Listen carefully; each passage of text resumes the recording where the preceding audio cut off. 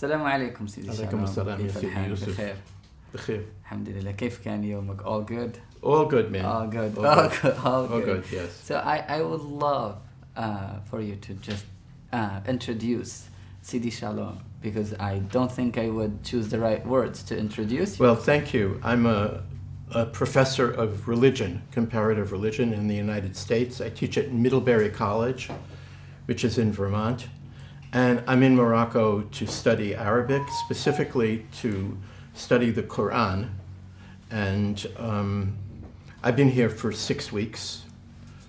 I haven't been to Morocco for 45 years. I was here when I was in college.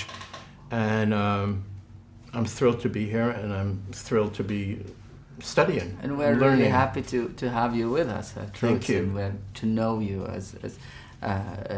as we say in Arabic, Qama, which is like this great scholar. But before that, let me ask you the difference between Vermont, Morocco. What similarities, what differences can you see between two beautiful places? Two beautiful places. Two beautiful places. Two beautiful places. Yes, but right now Vermont is very, very cold, and very bitterly cold. So I'm very happy to be here. Yeah. I think Vermont is more like the area in Ifran. Mm-hmm. You know, it's mountainous, hilly, countryside, but it's a very different culture, a remarkably different culture.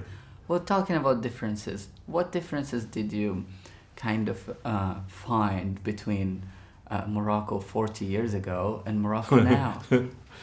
Oh, yes. Now, Morocco seems like what we might call a first world country. That is, well, just in terms of technology and modernity. I'm surprised. So you feel it's more modern? You feel Morocco incredibly more modern. I mean, I've spent my time in Rabat, but my impression is, and I was in Rabat 45 years ago, one thing I remember about Rabat, it was very dusty all the time, dusty. And now the roads are beautiful, everything seems to work. So one impression is it's much more modern, more people speak English, which I'm very grateful for. And, but the main difference is what we might call from a social science standpoint, the status of women, how women are more prominent in the society, more women, I see more women working in public. And we have Lila Umayma here with us. Right. Behind the scenes. I wish I could take you back 40 years. You would see, that you can see. You really didn't see women as an active part of the society. They were more withdrawn. So, and we went together to some institutions, you and I, where women were most of the students. Exactly. So that's, of course, that change is evident all over the world, and especially in the US. Women tend to be the better students these days in colleges. Yeah. Right. Yeah. And we have that phrase that girls are the new boys. Girls are the new boys, right? Girls are the new boys. Girls are, I guess because they had to struggle to achieve equality or to aspire to achieve equality, they are very high achievement oriented. So at our college, not always, but usually if I start a class, the girls are the better students. And if you go to the library, you might think it's a girls' college because it's the girls who are studying and the boys are playing basketball or something else, right? Yeah. So I think that's the biggest change. The biggest change is how about women, also women driving everywhere, and yeah, that's what I notice. Yeah, well, I'm impressed, and I mean, from this remark, I feel like we still have to do a lot. Definitely, we can't argue about that. Definitely, Right. there is a lot more to do, and I'm really happy that you see this progress. And let me add one thing. At Roots, my teacher is a woman. Yes. And I don't think if I came 40 years ago and was studying, in fact, I studied in Tunis 40 years ago, but I didn't have a woman teacher. Yeah, and especially for religion, probably. Right, for religion, not. Or for Quran, yeah. Yeah, right. For Quran, yeah, that's really nice. And as a student, going back to talking about Rabat as a student. You came here like 40 years ago as a student as a college student. As a college student. Right. But now, I know, mashallah, a great professor, but here in Rabat, what would you say about Rabat to be like a city for students' life? To my surprise, it's a very good city. Again, 40 years ago, I remember it as not being so interesting, or that's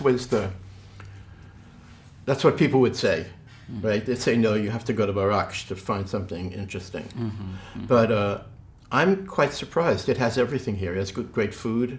It has a great transportation system. And libraries, and the French Institute and the Cervantes Institute. Yeah. And different institutions. Yeah.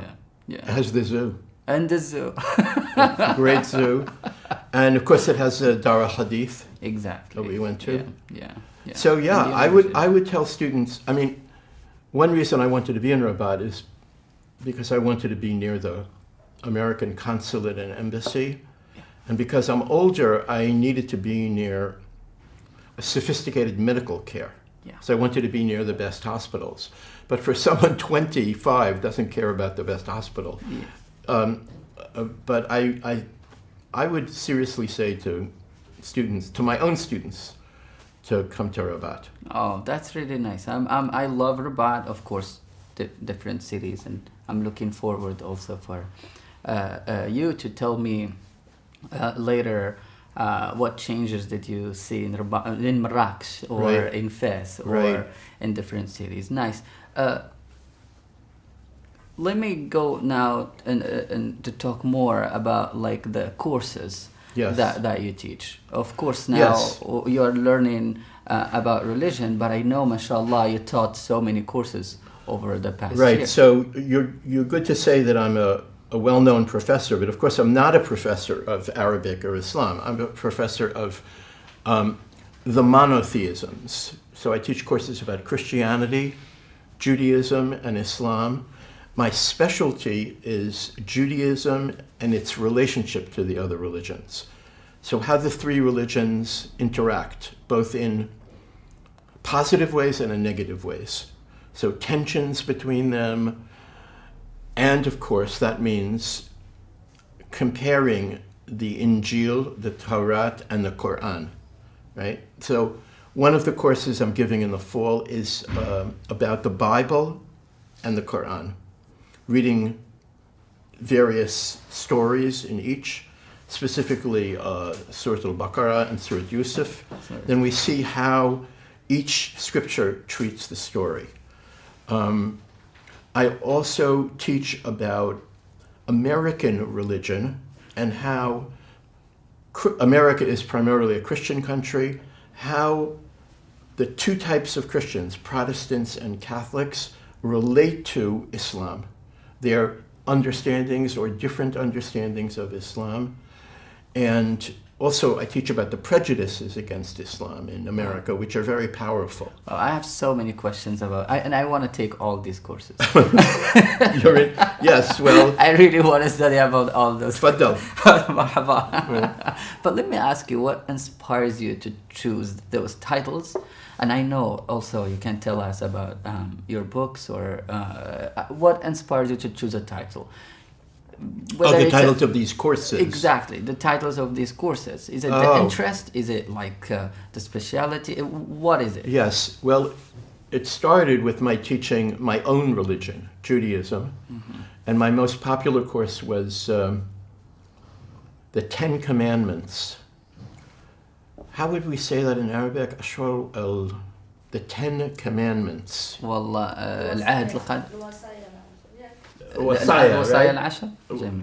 أشهر وصايا. لكن ربما يقصد ليس الوصايا العشر، ولكن ربما العهد القديم, Old Testament and the New Testament, العهد القديم والعهد الجديد. Right. So my course about the 10 Commandments is very, very popular in college. Because part of it is about all the things you can do wrong, right? Like stealing, killing, adultery. Students like hearing about these things, right? And most American students do not know much about their own religion. So this turned out to be a very popular course, and students would say, well, what does Christianity have to say about these issues? Mm-hmm. What does Islam have to say about these issues? So I decided to enlarge the scope of the course and teach about the three religions, and put all of that in an historical context. So it also means teaching the history of the religions. Nice. So, And the geography of the religions, right? Like on maps. I don't know how it is in Morocco, but most Americans don't know geography. In fact, I'm not sure what they do know, right? But they don't know geography. So you have to look at maps, and I have big, digital maps or maps on the walls, and part of the course is to learn where everything is. yeah, what Moroccans know best is that Morocco is from Tanja to Guira. That's what they know. Moroccan very That's what they know. Yeah, Right. and proud of. Right, Yeah. right. That's good. That's good. Yeah. But part of the issue is in the United States, there's a kind of jahiliya going on, a kind of ignorance, partially because of the digital revolution. So the idea is that if you think you can find out everything on your phone, why do you have to learn anything?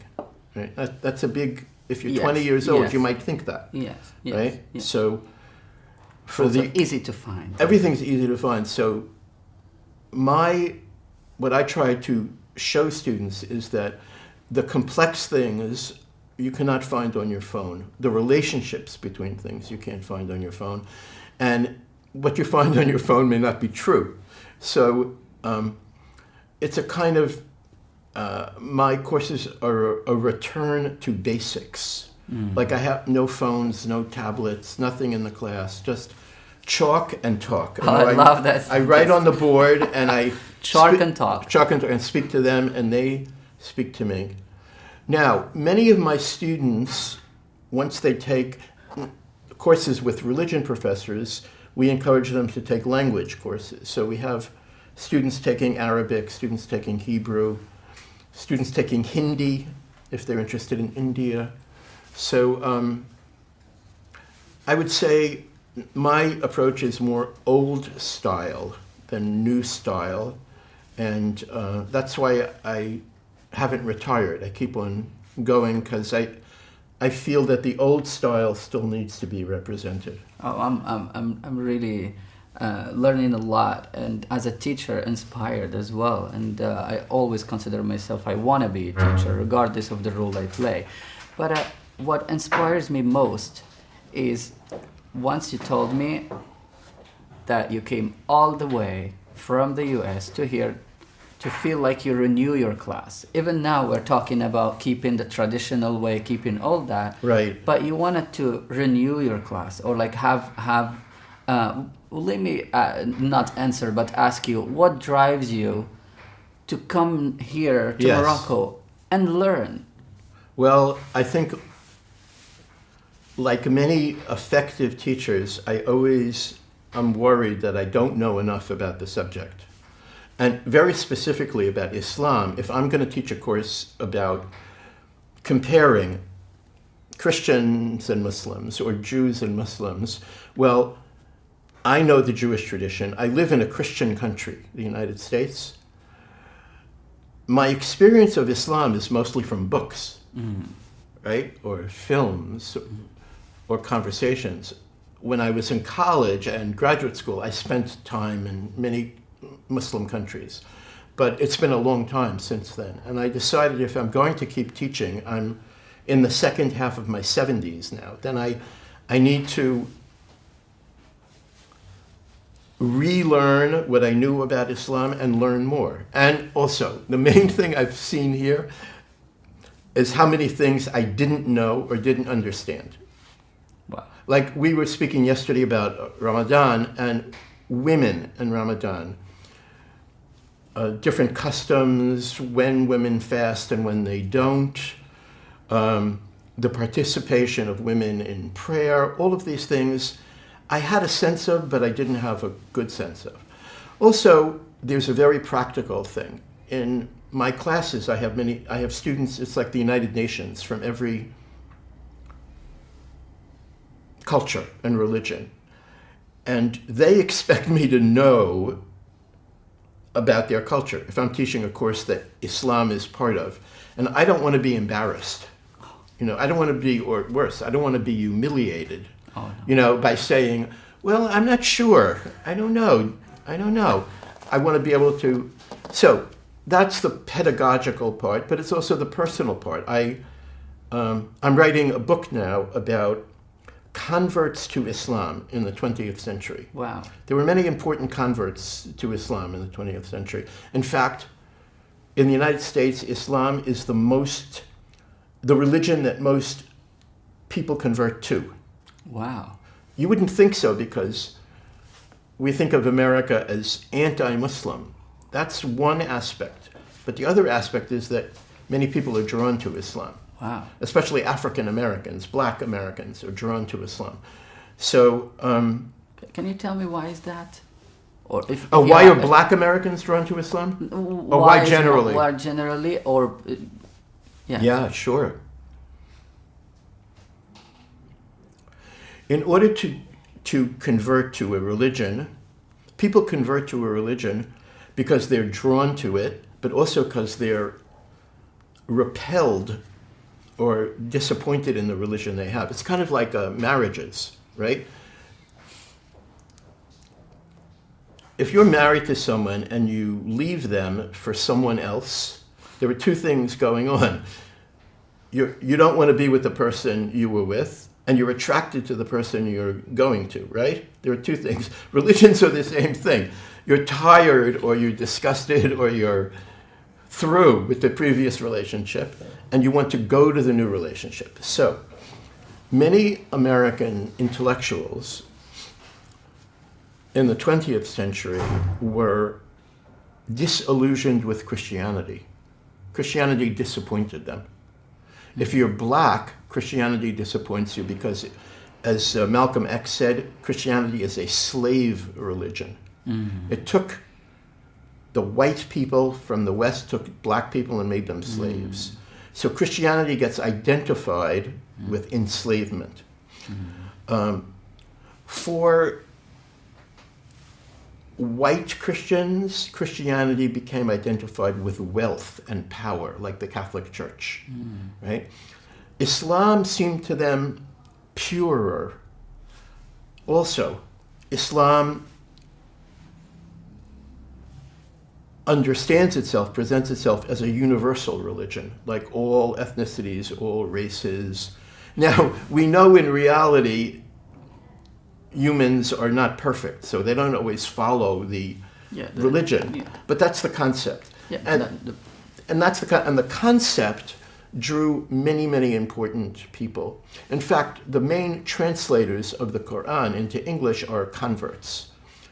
One was an Anglican, a British Christian intellectual, Marmaduke Pickthall.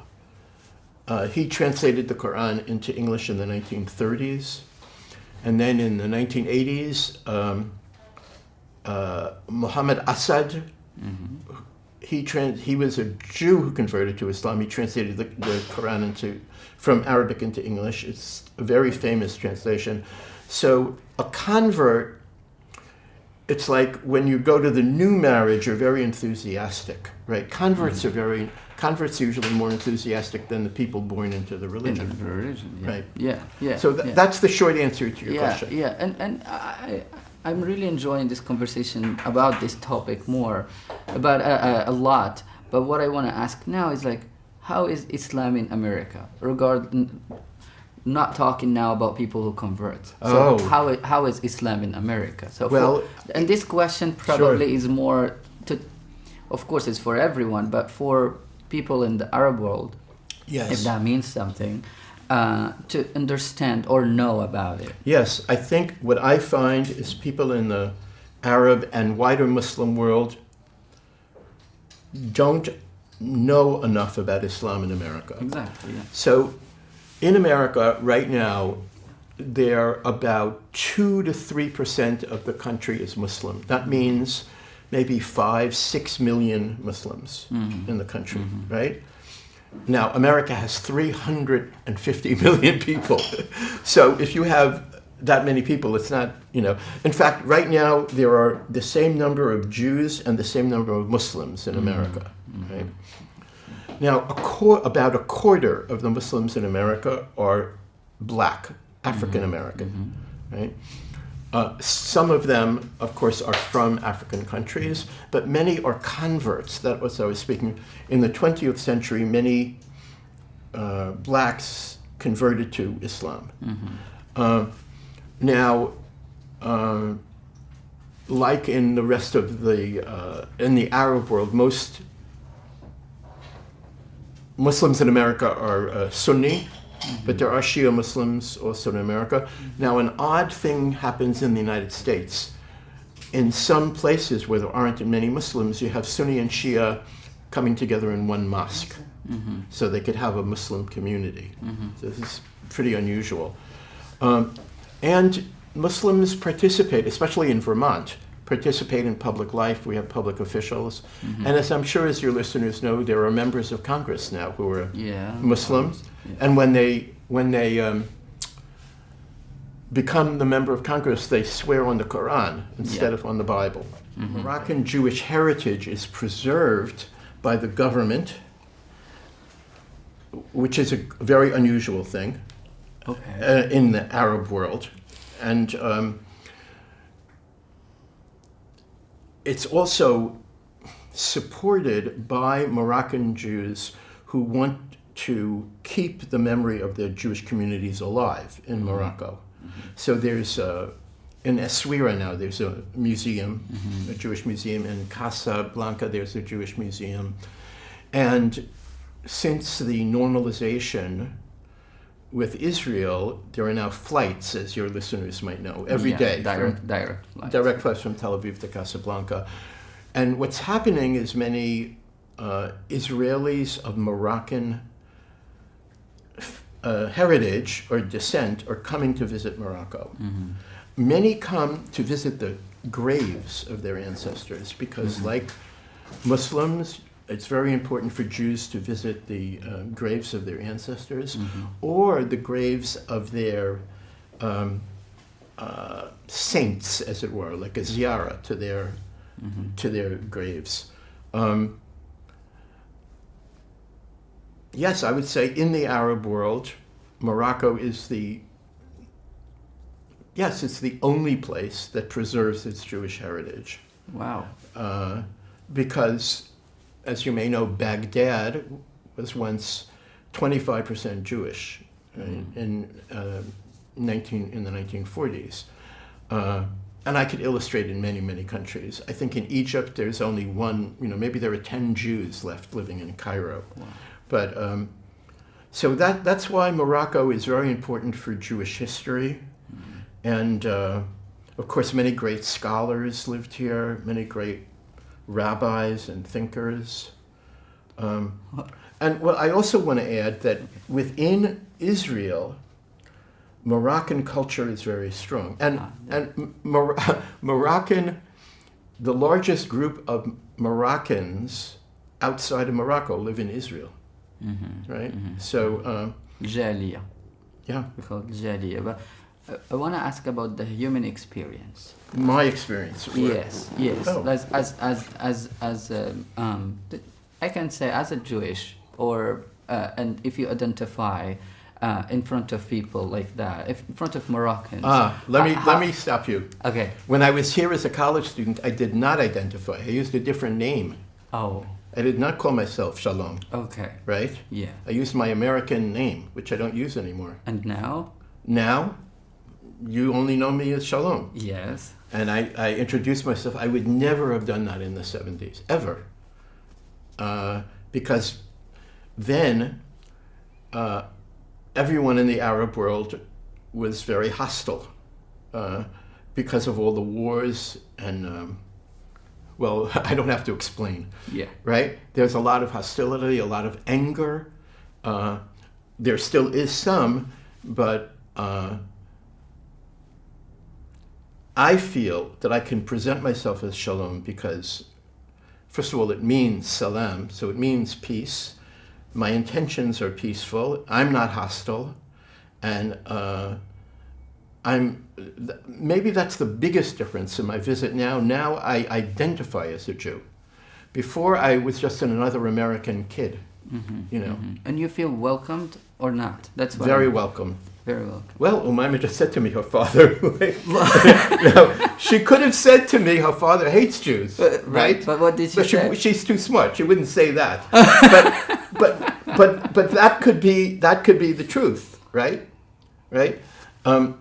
So, yes. Well, the other thing about Morocco is it's not just compared to Arab countries. I've been in a good part of the world. It's an extremely welcoming culture. In fact, India is another welcoming culture.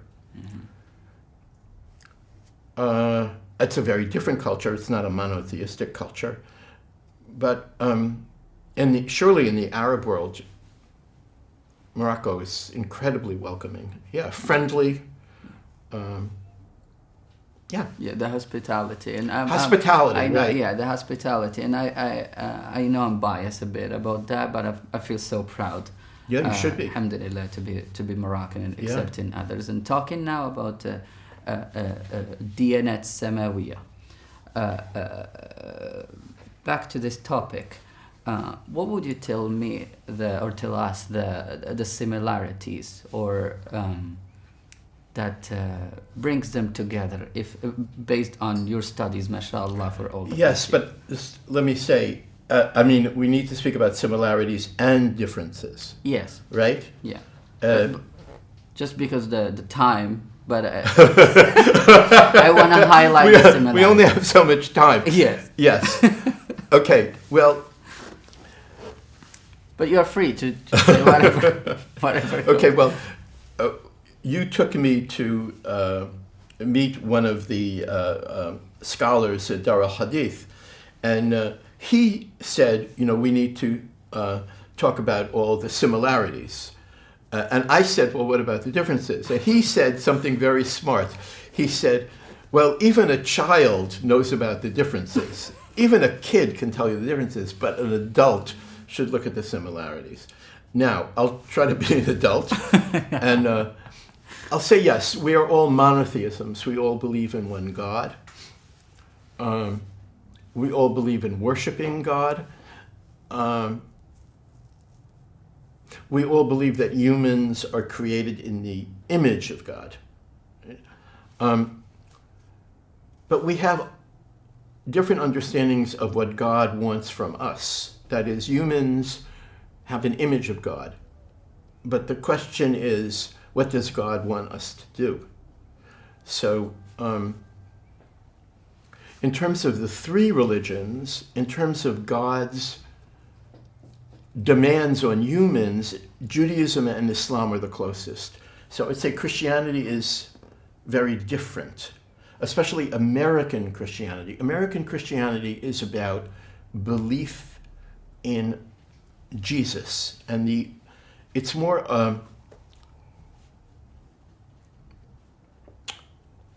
a religion of what you say you believe. And Islam and Judaism are more about what you do. American Christians go to church maybe 1 hour a week, 11 to 12 on Sunday, right? That's their hour a week. But traditional Muslims and Jews are practicing their religion every day. So maybe that's a way to think of it, that Judaism and Islam are daily religions. So, for example, Ramadan is coming up in a few days, or next week. And when I speak to Moroccan friends about Ramadan, I tell them about the similarity to the Jewish fast on Yom Kippur. And we have the same concepts, like Laylatul Qadr is like the idea of Yom Kippur, the fast day in which all sins are forgiven and all of your deeds are written down, and your qadr, your fate, your destiny is a better word. Your destiny for the next year is written down. Muslims pray 5 times a day. Jews pray 3 times a day. Now, I'm not saying that we know that not all Muslims pray 5 times a day. Not all Jews pray 3 times a day. But this is what they understand God wants from them. So, in that way, food is a good example. And students are very interested. Well, what are young people interested? Food and sex. That really, the human drives interest them. And Jews and Muslims have food rules. Christians don't have food rules. Right? You can, and in fact, in the New Testament, it says you eat whatever you want. But Jews and Muslims say no. Certain animals you can eat, certain animals you can't eat. The animals you can eat have to be slaughtered. In a way, in a very specific way. Yeah. You have to prepare the food in a specific way. Right? Now, but Jews and Muslims have different but similar food rules. They're not the same food rules. Yeah, but in terms of categories, they both have food rules. Yeah. Right? Yeah. Now, some scholars and public thinkers say that the more we look at similarities, the more people will get along. But I don't really agree. I think that in order to respect another person's religion, you have to know about another person's religion. You have to learn about it. You have to understand it. And this will take us to a related topic that's important to both of us. To really understand another religion, you have to know the language of the religion, especially Islam. Like, you can study Christianity without knowing Greek or Latin, although it's good to know Greek or Latin. But you could become an expert in Christian theology without knowing the ancient languages. Is it true in Arabic, though? I don't think it's true. I don't think you could say you know about Islam without knowing Arabic. You surely can't say you know the Quran without knowing Arabic. Is that what drew you to learn Arabic? Is like you started learning about Islam and then you said... Oh, yes. Well, it started with traveling in the Middle East and falling in love with the Middle East. And yes, but as a scholar, what drew me is I knew that I couldn't just as I couldn't understand Judaism without Hebrew, I couldn't understand Islam without Arabic. But I could understand Christianity through English. Amazing. Right? What would you tell me about your journey learning Arabic till now? You can drink first, it's okay. I know that's a very hard My journey is a very difficult one, as you know, not an easy one. Arabic is like a woman I fell in love with, but she resists me. It's from what they call it, one-sided love. One resists me.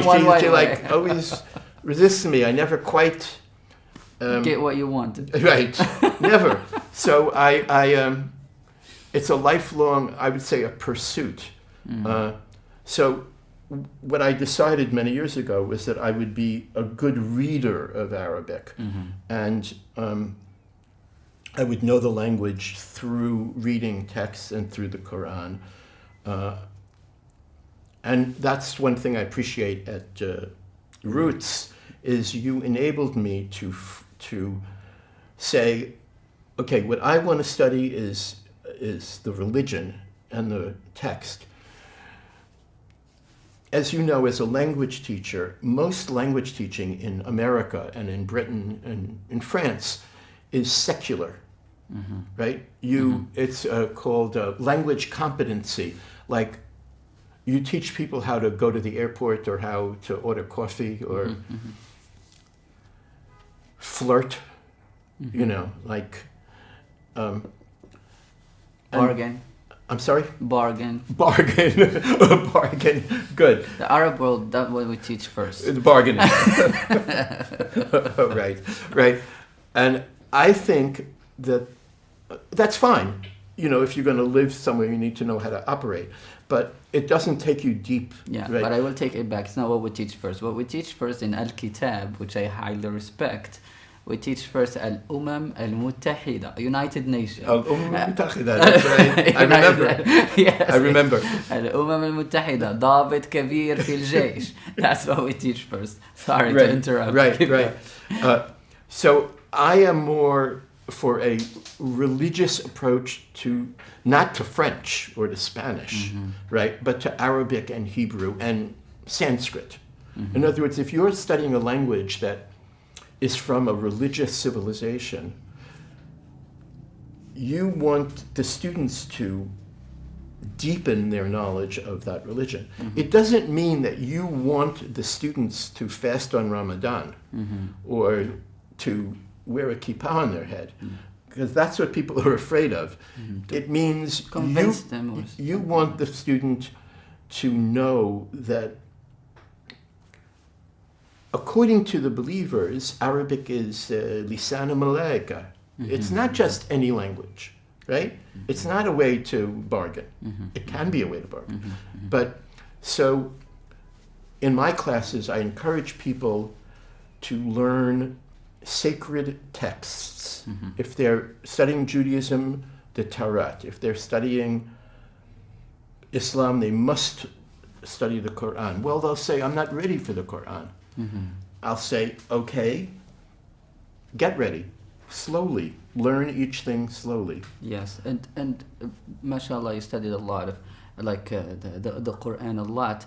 I have two questions, but I'll start with one. One is we know the 4 skills, or even 4 or 5, but the 4 skills, the reading, listening, speaking, and writing. How, in your Arabic learning journey,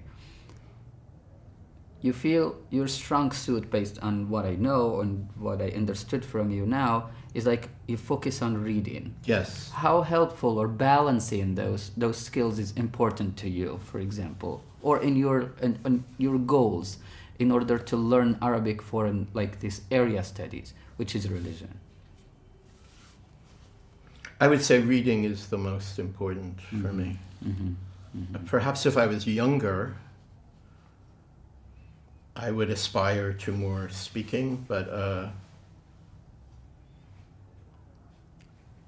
no, I'm more focused on, it's not just reading, on reading the Quran and understanding what it's trying to convey, and also comparing it to the Torah. That's my, so I, right now I'm reading Surat Yusuf, and then I'm rereading the parts of Genesis. What do we call Genesis? Takween. Takween. I'm reading parts of Genesis and seeing similarities, but also differences. How the stories are told differently, and what does that tell you about what the Prophet was trying to say and what Nabi Musa was trying to say. It's not the same. It's similar, but it's different. Yeah. So I'm interested in, you asked about similarities, but I'm more interested in differences, because we can learn from differences. And I've had the opportunity in other countries to study Quran and Torah with scholars from the Muslim world, not only from the Arab world, from Malaysia, European Muslims, and I think this is a wonderful way to respect and recognize the other culture. But I don't think it's going to solve anything politically. I have no illusions about it. For me, it's a spiritual and intellectual exercise. What is your favorite word in Arabic? My favorite word is, I think my favorite word is, because it has a cognate, the same word in Hebrew is rahmah, or in Hebrew, rahamim. So compassion,